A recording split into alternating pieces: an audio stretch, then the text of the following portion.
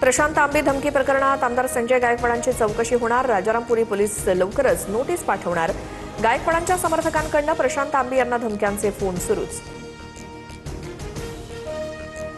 आमदार Sanjay गायकवाडांनी audio clip स्वतःची असल्याचं मान्य केलंय, त्यामुळे चौकशी न करता त्यांना अटक करा, प्रकाशक प्रशांत आंबे यांची मागणी। लासलगाव बाजार समितीतील कांदा लिलाव पूर्णतः पूर्ववत होणार।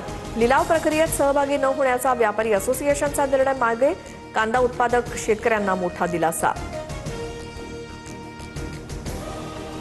रत्नागिरी जिल्ह्यात सकाळपासून जोरदार पावसाच्या सरी। दक्षिण रत्नागिरीमध्ये मान्सूनपूर्व पावसाची हजेरी, तर राजापूर, लांजा, संगमेश्वर या भागात मान्सूनपूर्व पाऊस। मुंबई उपनगरातील काही भागात मान्सूनपूर्व पावसाची हजेरी। वांद्रे आणि मुलुंड परिसरात मान्सूनपूर्व पावसाच्या सरी, तर काही भागात ढगाळ वातावरण। उकाड्यापासून नागरिकांना दिलासा।